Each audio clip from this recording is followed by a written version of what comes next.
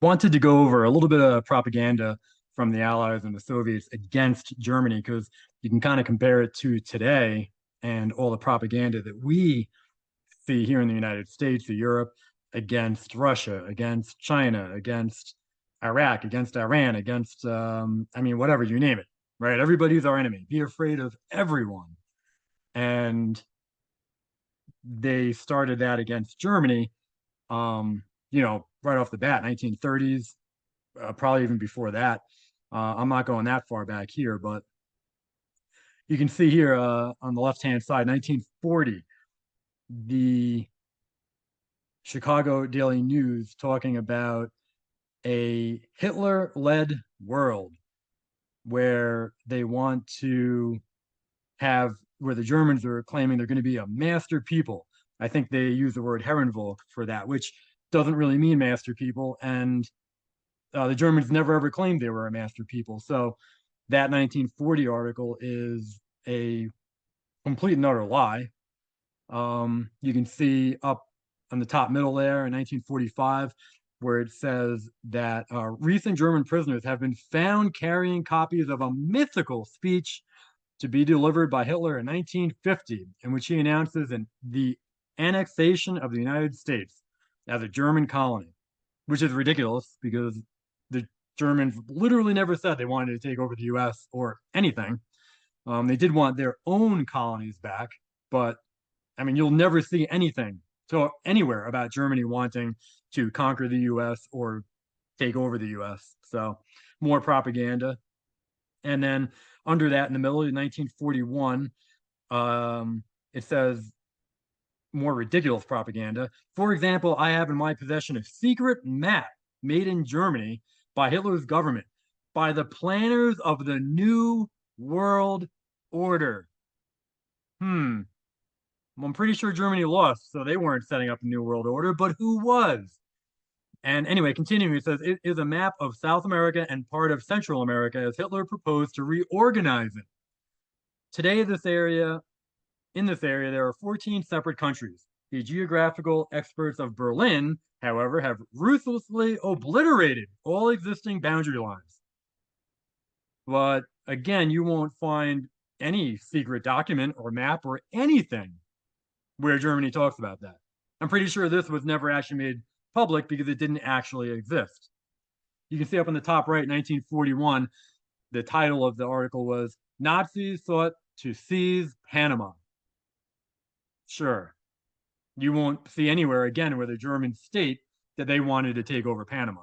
And then on the bottom here, 1941, bottom right, it says another, your government has in its possession another document made in Germany by Hitler's government. It is a detailed plan which, for obvious reasons, the Nazis did not wish to publicize just yet, but which they are ready to impose on a dominated world if Hitler wins.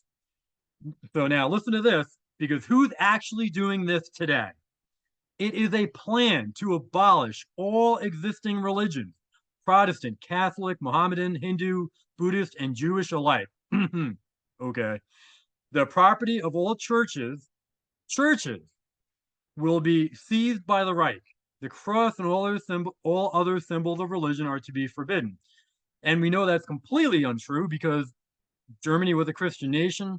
The National Socialists were Christian. All the leaders were Christian. They were rebuilding churches and all the land that they liberated.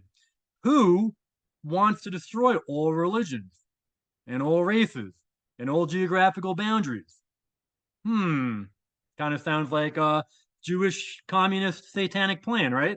But they're attributing their plan to the Germans to make everybody afraid of Germany.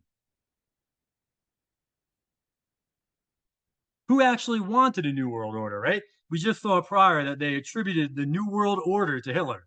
But here on May 24th, 1944, this newspaper quotes Churchill as saying, the principle of unconditional surrender for Germany and Japan stands. There is no question of dealing with her separately, Germany, from the others. There must be a world controlling council with overwhelming power, Churchill said, after a new world order has been set up.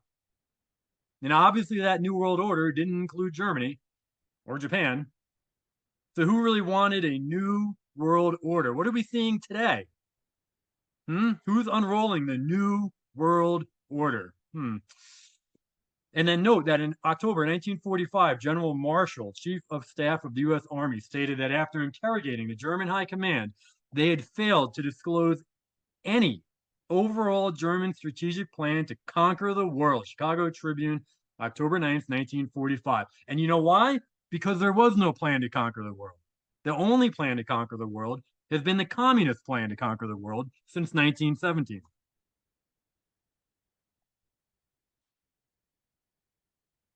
So here's an example from 1942 in the Evening Star, which was a Washington, D.C. newspaper, published by the Associated Press, and they haven't been telling the truth for a long time. They're using information from the Inter-Allied Information Committee. Pretty sure that's probably biased. And they're just repeating information provided by Zionist Rabbi Wise of the American Jewish Congress. That's where they're basing this entire article on. I'm pretty sure that's biased as well. Because who declared war against Germany in 1933? The Jews. So anyway, and then in 1942, the Inter-Allied Committee signed a document named Punishment for War Crimes, signed by the illegal governments located in London of liberated European nations. Because those governments that fled to London were not the true legal governments on the continent that were working with Germany. They were made up of the actual people of the country. The people that fled were the communists that opposed the national sentiment in each nation. And then note that a Biddle represented the U.S. at this Inter-Allied Committee, and the Biddle family was also, I believe, the owners of the second U.S. central bank, which, of course, was a private bank. And anybody who's studied history knows that the central banks are not legit. So therefore, how legit was Biddle being part of this ridiculous thing they were trying to create, this propaganda? William Shirer, so it's interesting. Everybody refers to his book, The Rise and Fall of the Third Reich. But prior to the war, Shirer, who some claim was a Jew, if he was, well, he's biased, he was allowed to freely wander around Germany and observe what was going on in the 1930s. Had there been anything to hide, he obviously would not have been allowed to wander around wherever he wanted. And given all this freedom, he still ended up making up some fantastic lies that he put in his book. And note, people think that he wrote an objective book, later on, the Rise and Fall of the Third Reich. But in 1941, he recommended as must reading for Americans the propaganda book, You Can't Do Business with Hitler by Douglas Miller, who may have been a Rhodes Scholar, so that tells you who he was and who he was working for. And he was attached to the U.S. Embassy in Germany and made up completely false accounts of life in Germany for the U.S. public. I mean, everything in his book is a complete and utter lie. And yet that is what Shirer said was a must read. So clearly, Shirer was not a objective individual. And he was already anti-German and anti-Hitler. So his book, Rise and Fall of the Third Reich, was not an objective book talking about any truth. He pushed many lies, such as the erroneous claim of the Germans claiming to be a master race, which is 100% false. It's not true. So, but that was used to scare everybody into hating the Germans and wanting to attack them.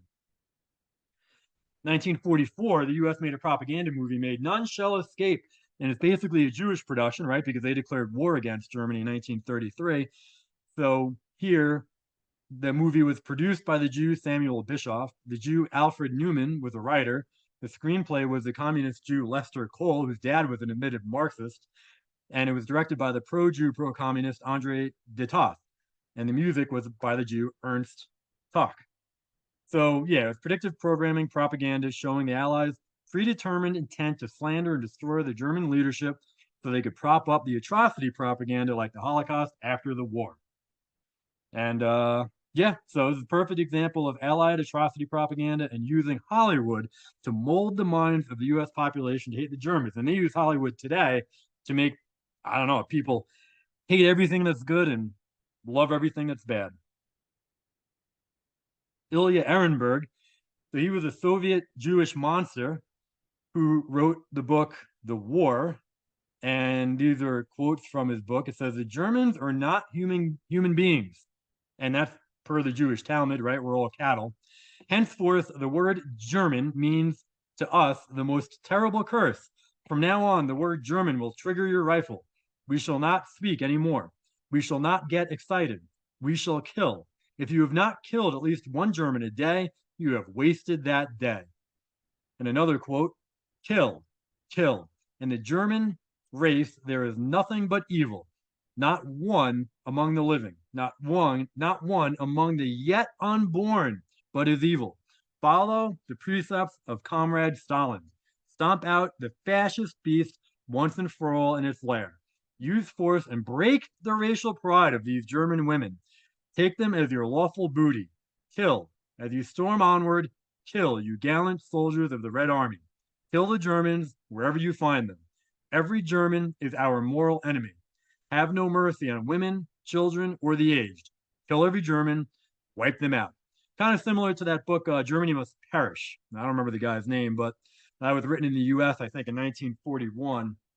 And uh, and he was a Jew as well, of course. And notice it's not kill the National Socialists or kill Hitler. It's in the German race, there's nothing but evil because they hated the Germans. It had nothing to do with National Socialism or anything else other than their racial hatred of the Germans. And a couple of quotes from the Germans. Dr. Rudolf Aschenauer, he was a Wehrmacht veteran and a defense attorney for many German soldiers accused of war crimes. He stated, the sad irony was Soviet propaganda convinced the masses, the Soviets, that we came to kill. So it created hate in the hearts of those who fought us. This began very early on, and this is why there were crimes committed against our forces. This in turn begat reprisals that our men were later charged for and affected those who witnessed them in a bad way. Some understood the reasons, but others did not. Um, Battalion Commander Eberhard Heder from the 5th SS Panzer Division Viking stated, as the war was clearly lost, I wondered how much more sacrifice would be made. In the end, we fought on to allow many of the refugees to escape the Soviets. There were horrible stories being reported then. We heard of women being raped, men shot down, even children were not spared. A man named Ilya Ehrenberg told the soldiers to do these things to the Germans, and they did. And I just wanted to finish with this quote. Otto Geiger wrote in 1944, the world ruled by the Jew, the father of the lies, which is what propaganda is, right? Has no interest in learning the truth and defending it. The present spirit that governs unfree peoples is the result of the triumph of the lie. The world wants to be deceived. All modern technical means, such as the press, pictures, film, and radio, have been put in the service of the lie. With the speed of electricity, the lie spreads around the world, is received by Jewish centers of opinion formation, adjusted to local conditions and views, and passed on in the cleverest way and with the greatest speed to unsuspecting but sensation-hungry people. The growing differences between humans and peoples proves to the Jew the correctness of his methods. The Jew wins through the lie. At first, people discuss the lie, then they believe the lie, and finally, they hate or love whomever the Jew commands. And they commanded the US and the British and the Soviet controlled Russia to hate the Germans and all their allies.